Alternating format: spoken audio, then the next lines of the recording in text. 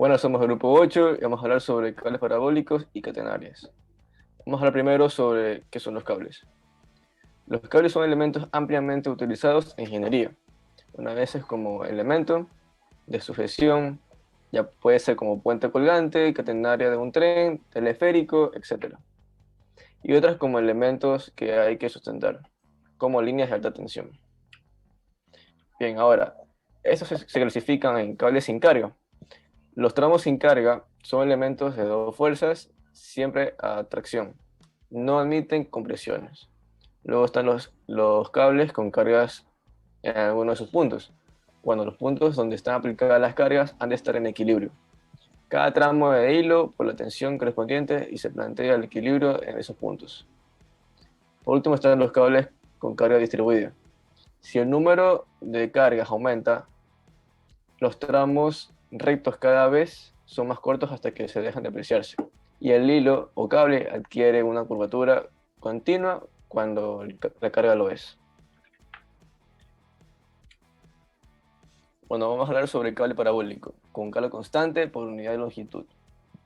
Bien, supongamos que tenemos un hilo colgado de dos puntos situados a la misma altura y que está sometido a una ley rectangular de carga en la dirección horizontal P sub 0 newtons sobre metro. Se trata de un sistema simétrico con un mínimo central.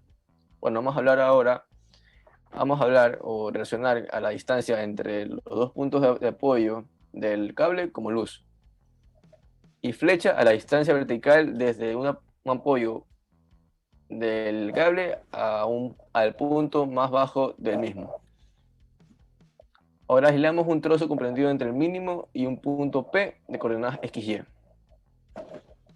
Ahora, la línea de carga rectangular se sustituye por su resultante en el centro de gravedad, P sub 0 por X en X medios. Esta porción del cable debe estar en equilibrio. Entonces, la sumatoria de fuerzas en X va a ser igual a 0. Por tanto, la tensión en X va a ser igual a la tensión sub 0. La sumatoria de fuerzas en Y va a ser igual a 0. Por tanto, de tensión Y va a ser igual a P sub 0 por X. Y el momento en P va a ser igual a 0. Entonces, va a ser P sub 0 por X al cuadrado igual a tensión sub 0 por Y. Esto, ordenándolo, va a ser igual a P sub 0 sobre T sub 0 por X al cuadrado. Todo eso sobre 2. Bien. Ahora hemos obtenido las componentes de las tensiones en cualquier punto. La componente horizontal de la tensión es la misma en todos los puntos, ya que se habla de una parábola simétrica. La tensión en el punto P se la halla con la raíz cuadrada de la tensión sub 0 al cuadrado más el punto, P sub 0 al cuadrado por X sub 0, por X al cuadrado. Si queremos saber qué longitud de hilo hay desde el origen a P, se usa esta fórmula, que quiere decir que es la integral desde el origen a P de S. Y ese ds va a ser igual a la diferencial de X por la raíz cuadrada de 1 más P sub 0 al cuadrado por X al cuadrado sobre tensión sub 0 al cuadrado. Bien, el uso más común de un cable parabólico es la aplicación en los puentes colgantes, pero existen arcos parabólicos a compresión también.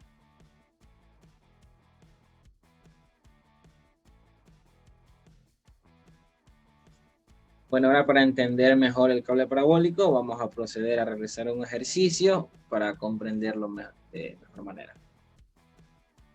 Ya, en este ejercicio del cable parabólico leemos el enunciado en el que dice que tenemos un cable que está unido desde A hasta B, siendo A un punto de apoyo y B una pequeña polea. Este cable soporta una carga P y se sabe que la flecha del cable es de 0,5 metros y se nos da la medida de unidad de masa por unidad de longitud, que es de 0,75 kilogramos por metro.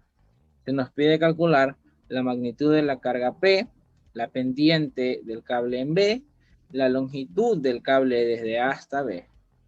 y dada la relación entre la flecha y el claro, vamos a suponer que el cable es parabólico. Y se ignora el peso del tramo que va desde B hasta D. Entonces, esta es la imagen que nos proporciona el ejercicio y para poder realizarlo, se procede a hacer un dibujo para segmentarlo. Entonces, tenemos lo siguiente: un punto de apoyo en A, una polea en B, una distancia entre A y B de 40 metros y una distancia desde la línea de A hasta B hasta el punto más bajo del cable de 0.5 metros, lo que van a ser los datos que anotamos aquí. Bueno, para el enunciado A, lo primero que debemos hacer es hacer una representación gráfica diferenciada desde el punto más bajo hasta el punto B. Entonces vamos a definir que el punto más bajo sea C y realizamos un diagrama del cuerpo libre en la porción BC, obteniendo este dibujo. C en este caso es el punto más bajo del cable y B es el punto en el que se encuentra con la polea. TO es la tensión que tenemos de la porción AC y TB es la tensión que tenemos desde la polea hasta BD, incluyendo la carga P que soporta. Entonces, dado que es un cable, vamos a suponer que tenemos una carga distribuida. Entonces, vamos a usar esta ecuación, en el que se dice que el peso va a ser igual a la carga por la unidad de longitud por la distancia horizontal desde el punto C hasta el punto B. Entonces, primero calculamos el peso del cable. En este caso, utilizamos 0.75 kilogramos por metro, que es el valor de masa por unidad de longitud. Lo multiplicamos por la gravedad y obtenemos, ahora sí, el peso del cable y lo multiplicamos por 20 metros, que es el valor de la distancia que hay desde el punto C hasta el punto D, obteniendo 147.2 newtons, que esta sería la carga que soporta el segmento CB. Ahora, para pasar al enunciado B, vamos a determinar, en el cual vamos a determinar la pendiente de inclinación en el cable B, vamos a usar la siguiente ecuación. TB es igual a la raíz cuadrada de W al cuadrado más tensión O al cuadrado. Y la tangente de teta va a ser igual a W sobre TO. Si regresamos a la imagen, podemos ver cómo se forma, dadas las direcciones de las tensiones, un triángulo entre W, TO y TB, el cual podemos verlo dibujado aquí. TB la hipotenusa, W la componente vertical y TO la componente horizontal. Entonces, para hallar en primera instancia la fuerza TB, hay que aplicar la sumatoria de torques. Dado que el sistema está estático, la sumatoria de torques tiene que ser igual a 0. Entonces, las fuerzas actuantes en este caso son el peso multiplicado por 10 metros, que es la distancia que hay desde el punto hasta donde se ejerce la fuerza, y la tensión ejercida por el segmento AC, que tiene 20 metros de distancia. Esto tiene que ser igual a 0. Y despejando la tensión del segmento AC, obtenemos que es 2.944 newtons. Ahora sí, ya que tenemos el valor de TO, vamos a proceder a calcular el valor de TB, reemplazándolos en esta ecuación. W fue la variable que encontramos en el enunciado A, y ahora que acabamos de encontrar la tensión desde A hasta C, obtenemos que TB es 2.948 newtons. Y esto, para obtener el ángulo de inclinación, lo reemplazamos en la fórmula del grado y obtenemos que el grado es 2.9. Con respecto a la horizontal, en el apartado C se nos dice ahora que obtengamos la longitud de CB. Para eso vamos a usar la siguiente ecuación. El segmento de B va a ser igual a la distancia horizontal que multiplica a 1 más 2 tercios de la componente vertical en B sobre la componente horizontal en B al cuadrado. Reemplazamos los datos y obtenemos que el segmento tiene una porción de 20.008 metros. Entonces, por inspección, dado que es una parábola y existe la misma longitud desde C hasta B que desde C hasta A, suponiendo que acá está el otro segmento, esta longitud la multiplicamos por 2. Entonces, la longitud total va a ser 40.016 metros. El siguiente tema del que hablaremos será la catenaria, el cual es una curva hiperbólica y es un caso de un hilo sometido a una carga continua que tiene un interés sobre el cable, sometido a sí mismo sobre una constante por unidad de longitud, que puede ser el propio peso del cable. O sea, que el cable está sometido básicamente a la fuerza de gravedad.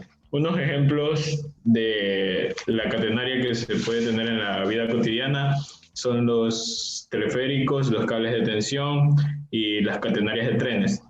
También se conoce que la catenaria era la curva favorita del famoso arquitecto Gauchy, con el que creó la Basílica de Barcelona. Claramente la ecuación de la catenaria, a diferencia de la parábola, no está descrita por una función cuadrática, sino una función hiperbólica, que viene denominada por y igual a h, la que es una constante, por el coseno hiperbólico de x sobre la misma h.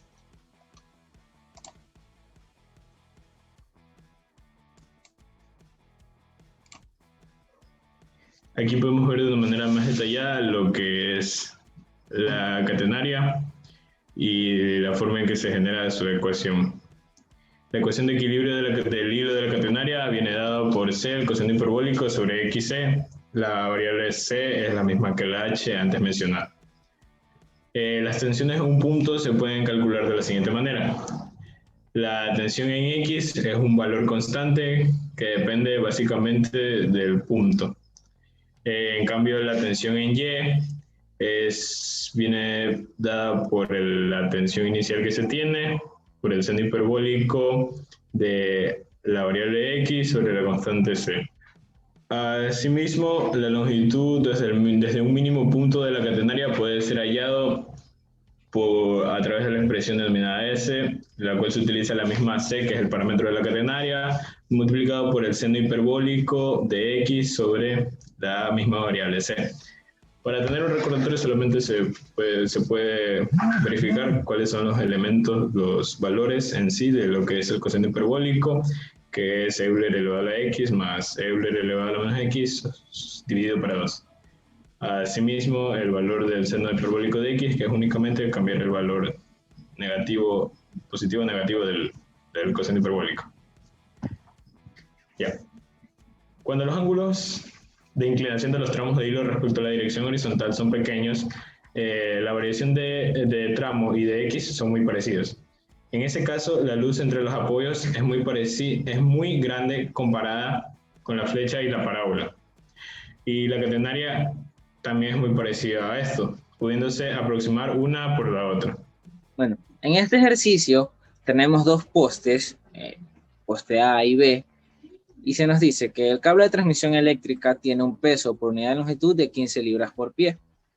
Se nos dice que el punto más bajo del cable debe estar a 90 pies sobre el suelo y se nos pide determinar la máxima tensión desarrollada por el cable y la longitud del cable entre A y B. Bueno, para esto tenemos que definir primero cuál va a ser el punto más bajo del cable. En este caso es C, y como lo dice el enunciado, tiene que estar a 90 pies del suelo.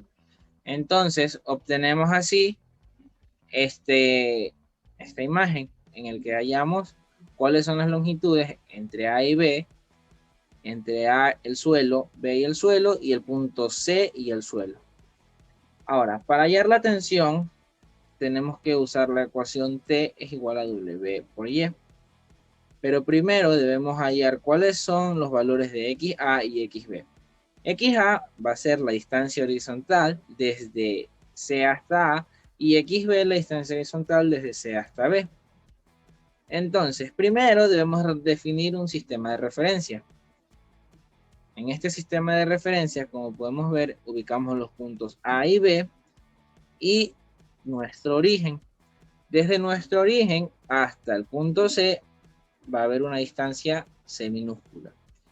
Es importante recordar que este punto de origen está por debajo del nivel del suelo.